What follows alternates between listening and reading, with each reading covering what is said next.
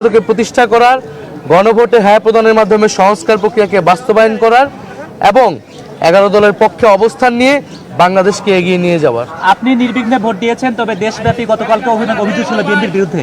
এমন ঘটনার কোনো আলামত, এমন কোনো আশঙ্কা আজকেও দেখছেন কিনা? আমরা গতকাল রাতে কয়েকটি জায়গায় এই ধরনের ঘটনার, অনাকাঙ্ক্ষিত ঘটনার কথা শুনতে পেয়েছি। রাতে আমাদের দল থেকে প্রেস ব্রিফিং করা হয়েছে, আমরাও সোশ্যাল মিডিয়ায় এই বিষয়ে কথা বলেছি।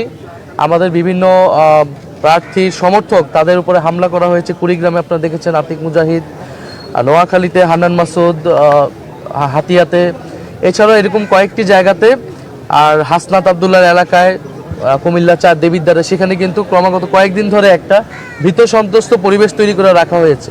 ফলে অনেকগুলো জায়গাতে, ইভেন আমার এই ঢাকা 11 আসনেও গতকাল রাতে অনেকগুলো জায়গায় আমাদের যে ক্যাম্প বসেছে ভোট কেন্দ্র সংলগ্ন, সেই ক্যাম্পে কিন্তু হামলা হয়েছে, বন্ধ করে দেওয়া হয়েছে। ফলে এই প্রতিকূলতাগুলো কিন্তু এসেছে। আমরা এই প্রতিকূলতাকে বেশি ফোকাস করছি না, আমরা ভোটে আসার জন্য আহ্বান করতেছি। কারণ আমরা চাই না এই ভোটের দিন কোনো ধরনের অনাকাঙ্ক্ষিত ঘটনা ঘটুক। আমরা চাই মানুষ ভোট কেন্দ্রে নির্বিঘ্নে আসুক। যারা এগুলো করতেছে, আমরা মনে করি মানুষ ব্যালটে তাদের বিরুদ্ধে রায় দিবে, ব্যালটেই মানুষের জনরায় প্রতিফলিত হবে। এবং প্রশাসনের প্রতি, সেনাবাহিনীর প্রতি, মিডিয়ার প্রতি আমাদের করজোর অনুরোধ থাকবে, আহ্বান থাকবে। আমাদের এত আন্দোলন, সংগ্রাম, আত্মত্যাগ সব কিছু ব্যর্থ হয়ে যাবে যদি ভোট সুষ্ঠু না হয়। তা আমরা আশা করব তারা নিরপেক্ষ আচরণ করবে। তারা প্রশাসন যদি নিরপেক্ষ আচরণ করে, তাহলে এই ধরনের যারা গায়ের জোর দেখানোর চেষ্টা করছে, তারা আসলে সফল হবে না। ভোট সুষ্ঠু হলে এনসিপি কয়টা আসনে জিততে পারে? 11 দলীয় জোট কয়টা আসনে জিততে পারে?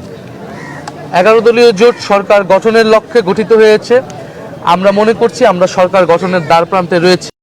ফলে সেই লক্ষ্য, সেই আত্মবিশ্বাস নিয়ে আমরা কাজ করছি। ইনশাআল্লাহ যদি ভোট সুষ্ঠু হয়, জনগণ নির্বিঘ্নে ভোট দিতে আসে, ব্যাপকভাবে উপস্থিতি নিশ্চিত করাটাই আমাদের এই মুহূর্তে প্রধান লক্ষ্য। সাধারণ মানুষ যাতে ব্যাপকভাবে ভোট কেন্দ্রে উপস্থিতি দেয় এবং আমরা ভোট কেন্দ্র পাহারা দিব। ফলাফল না নেওয়া পর্যন্ত আমরা ভোট কেন্দ্রের সামনে থাকবো, মাঠে থাকবো।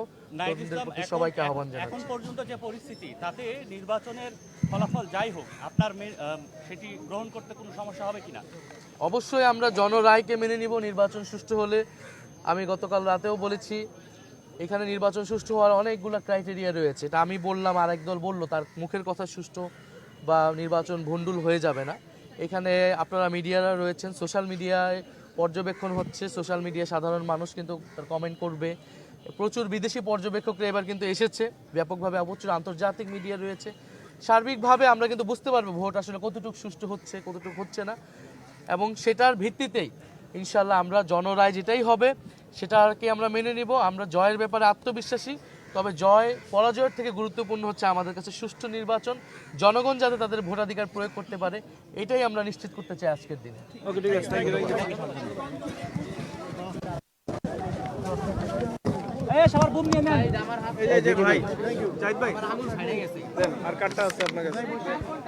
আদর নাও না সাবা বারে ওই টিকাট দাও। হ্যাঁ, টিকিট দিচ্ছি, এখনই দিচ্ছি। এটা কার? আরটিভি কার? আরটিভি